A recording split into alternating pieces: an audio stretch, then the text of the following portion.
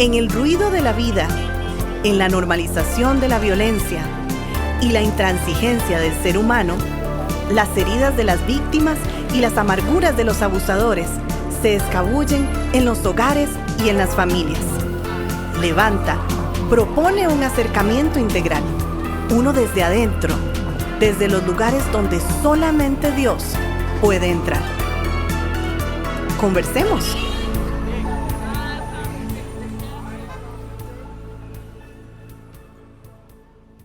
Saludos a todos los que nos escuchan esta nueva semana de nuestro podcast de Levanta. Me encuentro como cada semana con mi amigo Ervin. ¿Cómo estás? ¿Cómo te va? Muy bien, me va muy bien, gracias a Dios, según lo que Dios pues quiera en mi vida, en mi familia, y estoy seguro que en tu vida también. Así es, por supuesto, y empezando un nuevo año, nos disponemos, ¿verdad? Con nuevos bríos. Nuevos bríos. Exactamente, a enfrentar pues todo lo que este año 2023 nos traiga. Sí. Muchos los propósitos, mucho lo que queremos, lo cual demandará un compromiso, ¿verdad? Y queremos comenzar hoy una serie de un tema interesante. No sé si poco se habla sobre esto, pero creo que es importante que lo hablemos, ¿verdad? Y es el tema de la confrontación, la necesidad de la confrontación. Y vamos a dedicar 2 programas, hoy y el de la próxima semana, hablando sobre la confrontación. ¿Qué es la confrontación? ¿Cómo confrontar bíblicamente? Y cuáles podrían ser, pues, los beneficios que eso traiga a nuestra vida.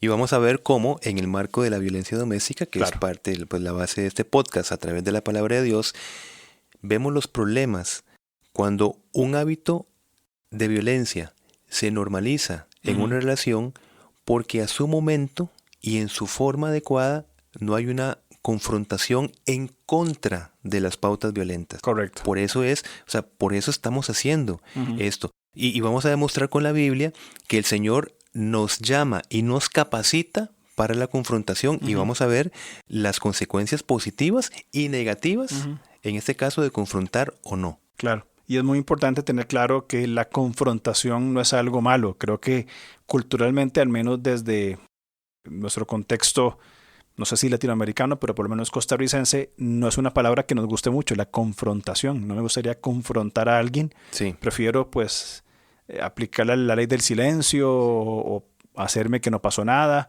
antes de confrontar, igualmente en los casos, como vos mencionabas, de violencia doméstica. Y es que como hablamos con los juegos, ¿te acordás? Ajá. Nuestro cerebro va aprendiendo. Si nosotros confrontamos mal y vivimos experiencias negativas de ese mal confrontamiento, el cerebro entonces va a evitar la dinámica de la confrontación, porque tiene el recuerdo de que los resultados siempre van a ser negativos. Por eso es que no confrontamos. Exacto. Porque no sabemos confrontar. Correcto. Pero bueno, y Job es un ejemplo en el Antiguo Testamento que se comprometió ¿en qué? En vivir en integridad. Y esto, imagínate lo que es comprometernos en este nuevo año con la integridad. Claro. ¿Verdad?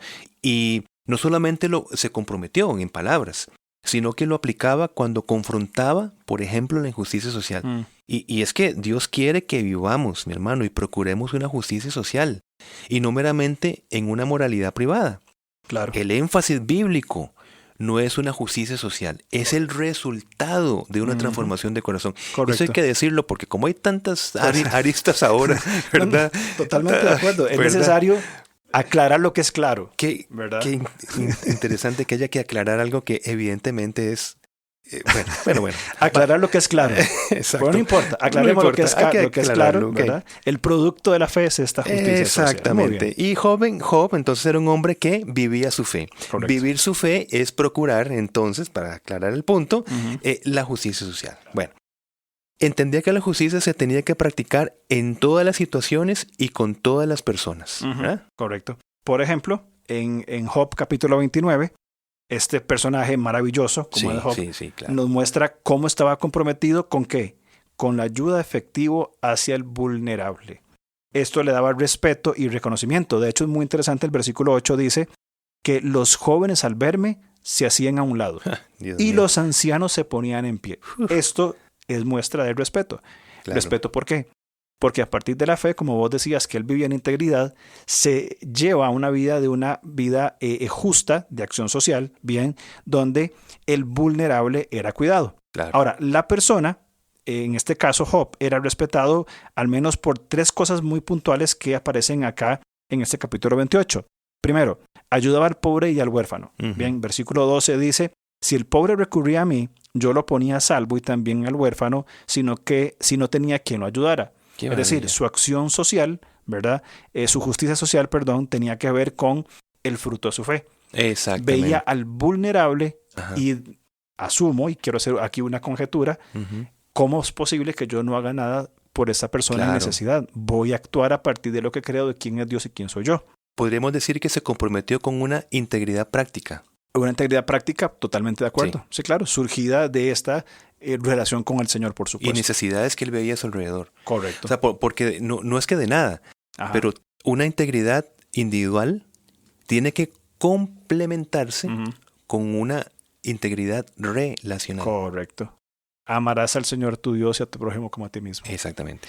Segundo, ayudaba a las viudas. Que las viudas en el contexto bíblico eran una de las figuras más vulnerables y más frágiles, porque quedaban solas, sin esposo, que era la figura pues proveedora, y algunas sin hijos y totalmente abandonadas. Sí. Dice el versículo 13, me bendecían los desahuciados, por mí gritaba de alegría el corazón de las viudas. ¿Por qué? Vos. Por estas acciones, estas formas de vida que Job tenía.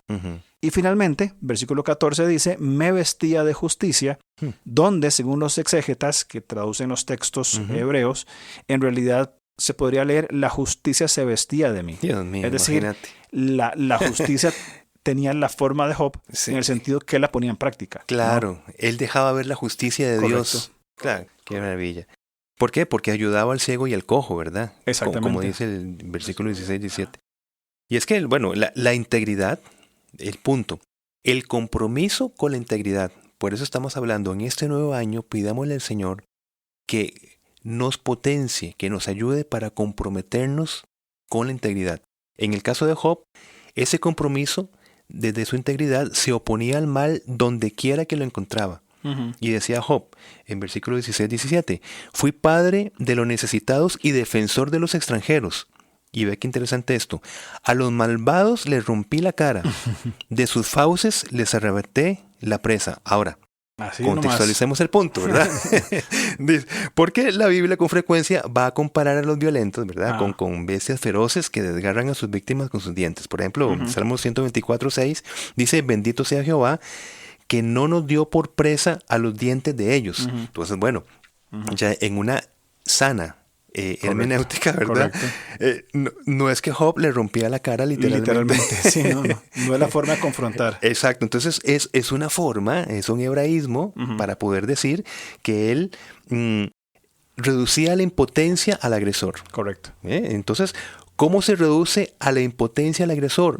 Con la confrontación. Mi hermano, esta esencia es importante. Claro. Y me gustaría repetirlo. ¿Cómo reducimos a la impotencia al agresor? Con la confrontación. Y esto ya lo aplicamos al contexto de nuestro ministerio. Correcto. Con la confrontación.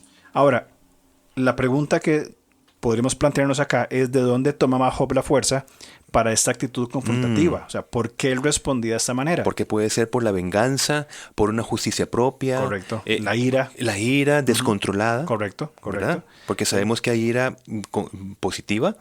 Correcto. ¿Verdad? Pero sí. hay ira descontrolada. Correcto. Entonces, ¿de dónde toma Job la fuerza para esto? Job 29:3 dice, entonces él hacía resplandecer su lámpara sobre mi cabeza, y a su luz yo caminaba en la oscuridad. Es decir, él hablaba de su amistad íntima con Dios. Y esta intimidad con el Señor, esta relación cercana, le hacía responder de esta manera. Entonces, la confrontación bíblica siempre requiere, y aquí lo repito y soy enfático, siempre requiere el trasfondo de la relación de la persona con Dios. Qué bueno. No es propia, como vos decías, la justicia. Job entendía esto, bien, y Dios, y esto es maravilloso, responde, o afirma más bien, a Job de acuerdo a la forma en que él se expresaba de él, o la forma en que Dios se expresaba de Job, quiero decir. Sí. Un hombre íntegro y recto, temeroso de Dios y apartado del mal. Qué maravilla. Entonces, este hombre cercano tenía esa habilidad de la confrontación. Sabía cómo confrontar bíblicamente. Correcto. ¿Y qué es confrontar? Pues entonces, en este contexto que nos estás presentando, es actuar según como Dios ve las cosas. Confrontar lo que Dios confronta. Correcto. Y a la manera en que Dios confronta. Exactamente. ¿Verdad? Bueno, con sus matices, ¿verdad? Pero bueno, vamos a avanzar en el punto. Porque eso nos lleva, entonces, si la Biblia llama a Job, si Dios le llama a un hombre íntegro y recto, apartado del mal, y apartarse del mal significa no solamente apartarme del mal como tal, desligarme del mal, sino apartarme del mal en el contexto de Job significa denunciar lo malo y hacer algo por lo malo. Correcto. Es más de lo que estamos viendo acá. Y no es que estamos trazando cosas entre líneas. Dentro de todo lo que hemos leído, vemos cómo Job se apartó del mal. ¿Cómo Job se apartó del mal? Pues entonces rompiendo los dientes de los violentos. Entendiéndolo correctamente. Eso. Pero eso es apartarse del mal. Claro, sí. No es decir, los males sociales no tienen nada que ver conmigo y yo me aparto del mal. Claro. No es una masculinidad pasiva. No, apartarse del mal es confrontar el mal. Claro, correcto. ¿Verdad? Y es importante el punto este. Totalmente, eso es fundamental, ¿verdad? La confrontación, si pudiéramos definirlo, ¿verdad? En esta necesidad de la confrontación, podemos decir que es enfrentar a una persona para mencionarle sus errores en la forma de pensar y actuar. ¿Bien? ¿Con qué fin? O sea, ¿para qué yo le voy a decir a una persona cuáles son sus errores desde una perspectiva de una sana confrontación? Tiene que ver con establecer la verdad y los propósitos de Dios, no los míos. Eso ¿bien? Es muy importante. De la justicia y el valor de la vida. En nuestro contexto es sumamente importante denunciar, confrontar la violencia doméstica, no porque a mí me parece que está mal, sino porque va en contra de los propósitos de Dios, de la justicia de Dios y el valor de la vida que radica en la dignidad que cada persona tiene en ser imagen y semejanza de Dios. Entonces no es porque se me antojó decirle a alguien que no me gusta lo que está haciendo, sino que hay un modelo de lo que es, digámoslo así, digno de confrontar. Exactamente, muy bueno. Y es que ese acto de confrontar demanda determinación, firmeza, valor, ¿verdad? Pero mi hermano, sobre todo integridad. Exacto. Y por eso es que nos da temor confrontar. Claro. Porque primero, antes de confrontar, viene la integridad de la persona. No debemos confrontar cuando estamos cometiendo la misma falta o el mismo pecado que estamos confrontando. Jesucristo decía, si he dicho algo malo, replicó Jesús, demuéstremelo. Pero si lo que dije es correcto, ¿por qué me pegas? Este modelo es maravilloso. Juan 18:23 está confrontando, pero desde una vida de integridad. Claro. Que somos perfectos, no. Pero que es complicado el hecho de que nosotros mantengamos un pecado, que nosotros en ese mantenimiento de pecado lo señalemos en otros. Correcto. Y ahí está el problema. Es un problema serio de hipocresía y de religiosidad. Si yo estoy luchando con un pecado, sí puedo confrontar el pecado del otro y estimularlo a que luche como yo estoy luchando. Claro, pero correcto. Es diferente. Ahí es donde anda el concepto de integridad, no de perfección. Exactamente. Correcto. Ahora, por otro lado, culturalmente, confrontar no es nada fácil. Sí. Si desde niños no tuvimos una cultura familiar, una cultura donde podamos tener una sana expresión, una buena confrontación, ¿qué va a pasar? Vamos a crecer pensando que la confrontación no nos va a llevar absolutamente nada. Correcto. Además, si desde niños no fuimos guiados por el valor de la disciplina, bien, se aplica el proverbio que dice: el que tiene poco en la disciplina, el que tiene en poco la disciplina, menosprecia su alma, más el que escucha la corrección tiene entendimiento. ¡Qué maravilla! Vos sabes que cuando estás leyendo esto, se me pone el modelo. Si nosotros no fuimos confrontados en nuestra niñez con la disciplina, entonces nosotros no vamos a tener la base para confrontar. Exacto. Pero necesitamos el modelaje de la confrontación primero, ¿verdad? Sí. Sí. Y es que, mira, no confrontar, bíblicamente hablando, es inadecuado. ¿Verdad? Correcto. Es inadecuado porque, mira, te pongo un ejemplo. La resistencia de confrontación de Moisés ante el faraón, cuando el Señor se lo pidió. Es decir, el Señor pide la confrontación. Ahora, ¿te acuerdas que Moisés, bueno, es que yo esto y lo otro, es que yo no sé si esto? ¿Qué pasa? En Éxodo 4:1, entonces Moisés respondió diciendo, he aquí que ellos no me creerán ni oirán mi voz. El problema como padres es que no confrontamos porque nos, digamos, pensamos que a pesar que les estamos hablando a nuestros hijos, parecen que son duros para entender la disciplina, pero no podemos echarnos para atrás. Claro. Nuestro papel es de confrontar. Y podemos decir que Moisés estaba limitando el recurso de la confrontación que pretendía salvar muchas vidas. Y por esta razón Dios se enoja, dice, se llena de ira. En el versículo 14, por ejemplo, de Éxodo 4, dice, el Señor ardió, o sea, no fue que tuvo, no, ardió en ira contra Moisés, dice. O sea, ¿qué estamos diciendo? La Biblia nos llama a confrontar. Correcto. Porque el Señor sabe las consecuencias de no confrontar. Si Moisés no hubiese confrontado a Faraón, no se hubieran salvado vidas, es lo que quiero decir. Correcto. Y no se hubieran cumplido los propósitos de Dios para este pueblo en ese momento de la historia. Claro. Entonces, es importante la confrontación. Ahora, hablando en esa misma línea de cuando Moisés confrontó a Faraón, según la palabra que él recibió, Faraón le dijo, ¿y quién es el Señor? Obviamente con un orgullo, una arrogancia terrible, claro, ¿verdad? Claro. Respondió Faraón, para que yo le obedezca y deje ir a Israel. Ni conozco al Señor, ni voy a dejar que Israel se vaya.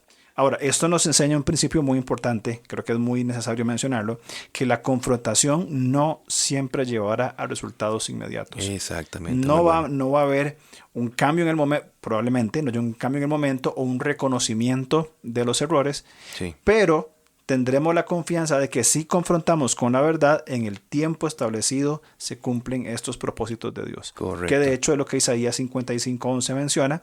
Así es también la palabra que sale de mi boca.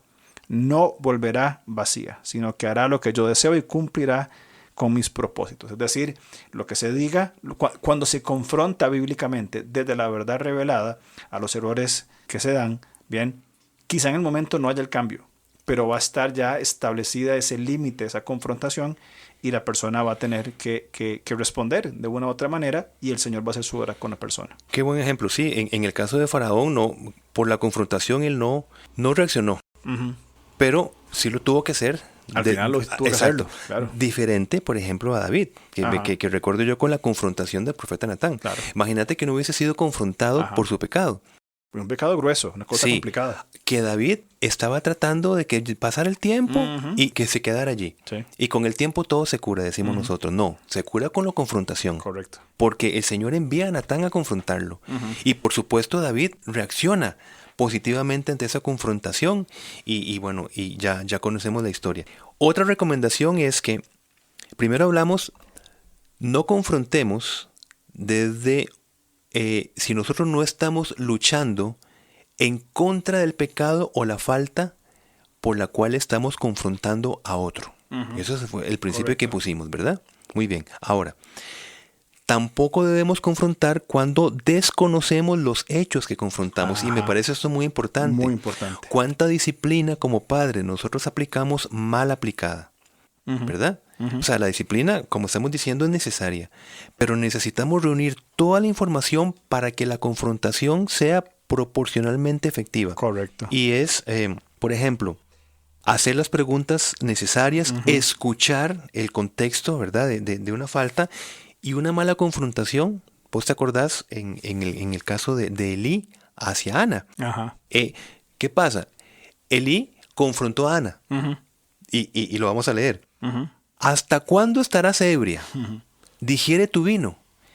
Y Ana le respondió diciendo, no, señor mío, yo soy una mujer atribulada de espíritu, no he bebido vino ni sidra, sino que he derramado mi alma delante de Jehová. 1 Samuel 1, 14, 15. ¿Qué pasa cuando hay una confrontación pastoral? Si una confrontación surge a partir de una percepción, estamos ante un supuesto, es un peligro, porque no estamos escuchando a la víctima. Correcto. Y podríamos revictimizar a la víctima. Podemos confrontar a quien no debemos de confrontar. A veces confrontamos a la víctima y no al victimario. Correcto. Por diferentes modelos que ya están preestablecidos, una mala hermenéutica, etc. Por eso es importante, sepamos muy bien qué vamos a confrontar. Totalmente de acuerdo. Y creo que el ejemplo que usas de Elí con Ana es excelente, porque se confrontó en un supuesto. Ahí entra la habilidad, y vos hablabas desde una perspectiva pastoral, y evidentemente que incluye a los pastores, pero también a cualquiera que confronta, de desarrollar habilidades blandas para saber cómo desarrollar esa conversación sabia hacia una confrontación productiva, ¿verdad? Sí. Porque por otro lado, este mismo Elí, este mismo líder que confrontó cuando no debía, sin conocer los hechos, ¿verdad? No lo hizo cuando sí tenía que hacerlo, con personas que eran su responsabilidad directa, como eran sus hijos. Qué bueno, sus hijos eran borrachos, sí. Andaban con prostitutas, robaban de las ofrendas del pueblo, o sea, eran un desastre. Sí. Unos pollitos. Eran unos niñitos, ¿verdad? Unos pollitos de Dios, ¿verdad? Ahora, estos pollitos hacían todo esto y su papá simplemente les decía, hijos, no es bueno lo que escucho de ustedes. No hay una confrontación con la verdad, sino que quiso apaciguar. Y mi lectura de ese texto algunas veces toma ese aire, como dicen algunos, para llevar la fiesta en paz, para no hacer problemas. Les voy a decir que mejor, papito, no duerme con prostitutas en la entrada del templo. Sí, cuando tenía que confrontar, no lo hizo. Entonces, ¿qué problema cuando se confronta de una manera equivocada y cuando no se hace cuando se debe de hacer? Qué interesante. Verás que me pusiste a pensar si podemos poner acá en la mesa el tema de la confrontación que sea según la falta. La confrontación es necesaria. Puede comportarse en un recurso dañino cuando nosotros hacemos una confrontación desproporcionada. Por ejemplo, hay una falta de nuestros hijos. Y porque nosotros, por estímulos emocionales y otros estímulos que nos frustran, descargamos junto con la confrontación necesaria. Es decir, ponemos a la par de la confrontación y añadimos nuestras frustraciones del momento, etc. Desproporcionamos el ejercicio de la confrontación.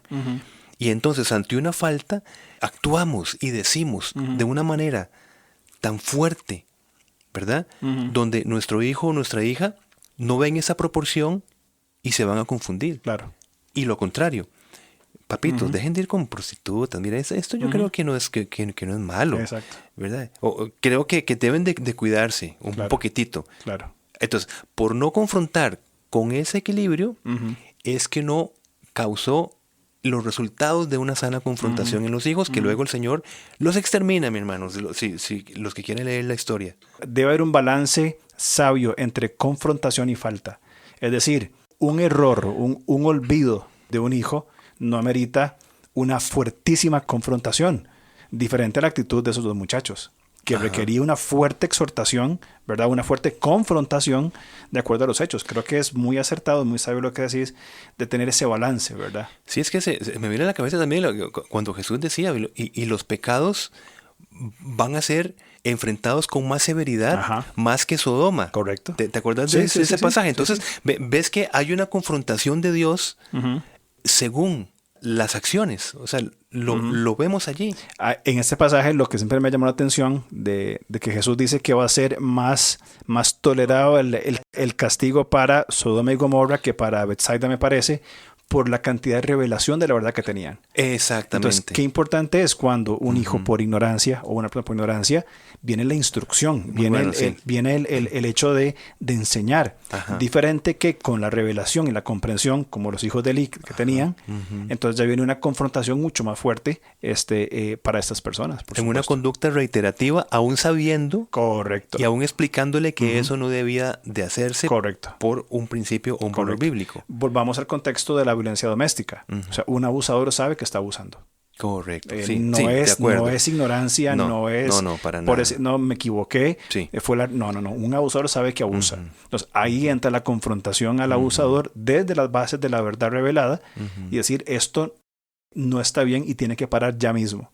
Que es la confrontación, como hablábamos, de una manera proporcional al daño que se está infligiendo. Claro. Y hay una oportunidad para el agresor de escuchar la confrontación, por decirte, a un nivel de su víctima. Lo que estás haciendo me está haciendo daño. Ahora, si hay reiteración, la confrontación viene por la ley.